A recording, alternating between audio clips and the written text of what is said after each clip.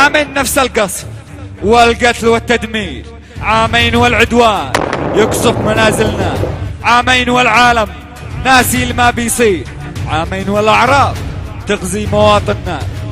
لكن أبد والله ما نقبل التشطير، كلا ولا سلمان يكون حاكمنا.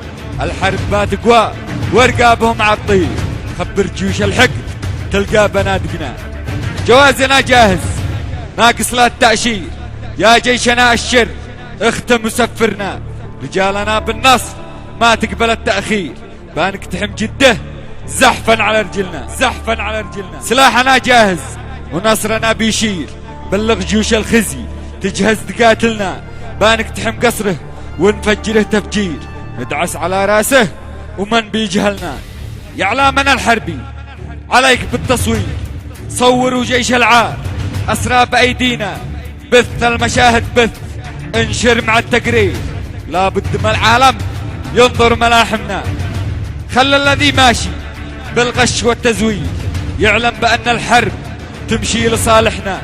خلى العدا تشعل تحرق بنار الكيل، تعلم بأن النصر يظل رايتنا. سلاحنا جاهز بأحدث التطوير، وعلى إله الكون يبقى توكلنا. رجالنا بالحرب يعجز بها التفسير، في كل يوم نقوى تزداد هجمتنا. في دم شعبي قط ما نقبل التبرير، ندعس على الغازي والكل يعرفنا.